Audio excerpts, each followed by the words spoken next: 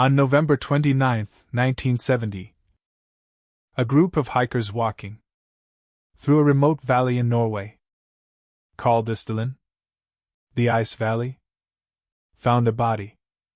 It was burned almost beyond recognition. Beside it, the remnants of a passport, some jewellery, and 2 bottles that had contained an accelerant.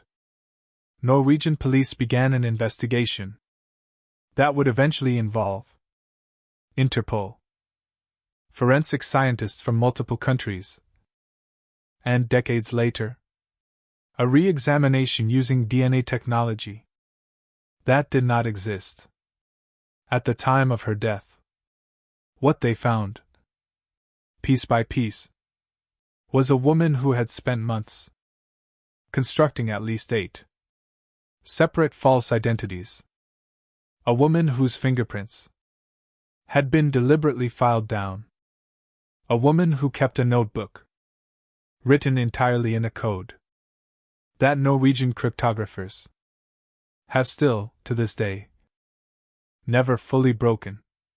She has never been identified. Not in 1970. Not in the decades of investigation that followed. Not even in 2016, when Norwegian police reopened the case, using isotope analysis and forensic genealogy that has solved cold cases far older than this one. She remains, in the official Norwegian police record, simply the Isdal woman. Part 1. What was found in Isdalen? The body was found in a small ravine off a hiking trail in Isdalen near Bergen. The state of the remains made a standard visual identification impossible.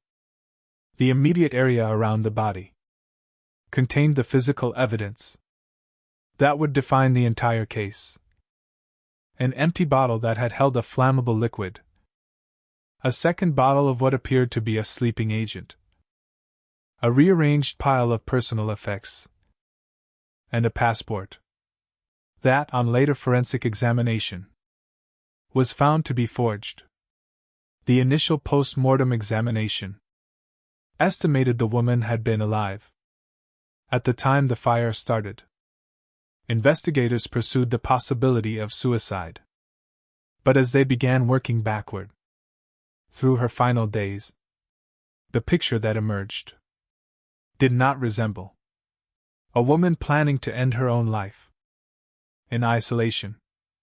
It resembled a woman who had spent an extraordinary amount of effort covering her tracks. Police located 2 suitcases she had left in storage at Bergen railway station in the days before her death. Inside, they found clothing from which every single label had been carefully cut out. Every manufacturer's tag, every laundry mark, every possible point of origin that could have been traced back to a country, a shop, a source, removed. They also found a pair of glasses with the lenses deliberately removed from the frames. A disguise, investigators concluded, rather than a genuine vision aid. And they found the notebook.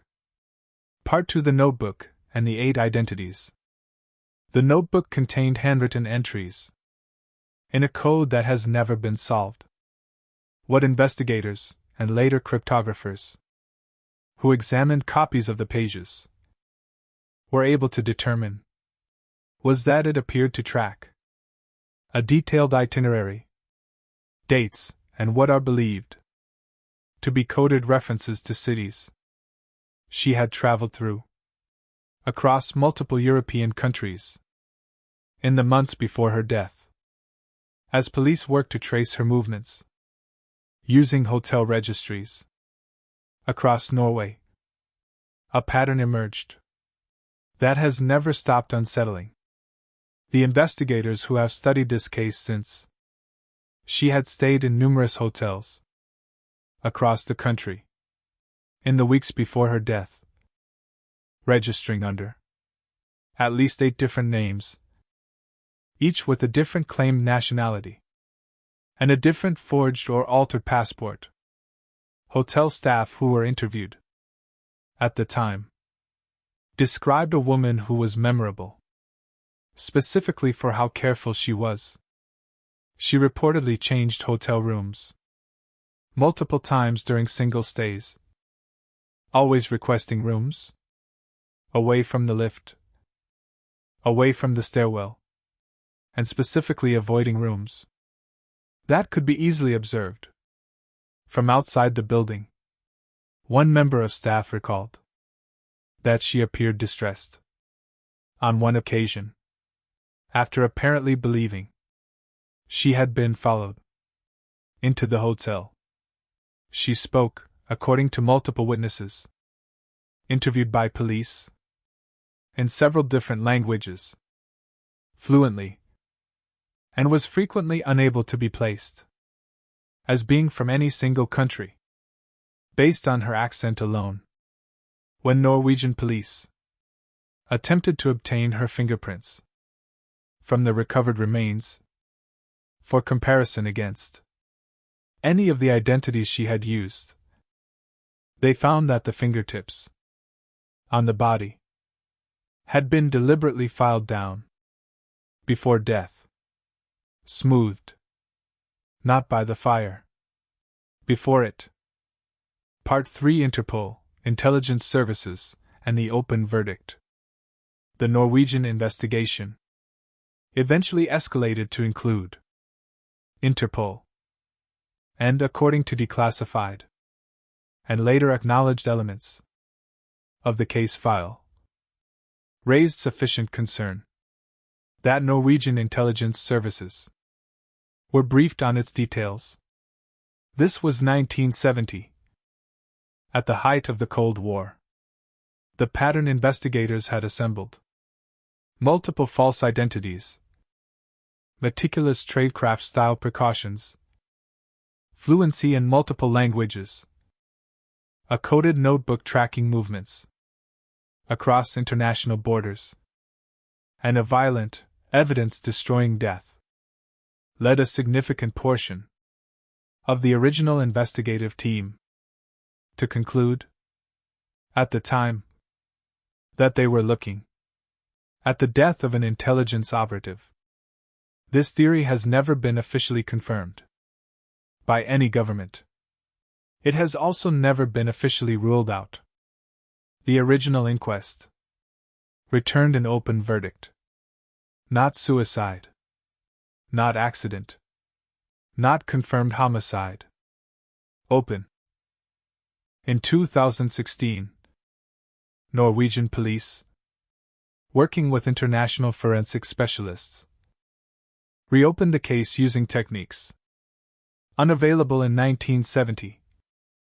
Isotope analysis of dental material and bone, which can indicate the geographic regions a person lived in during their lifetime, based on the chemical signatures absorbed into their body.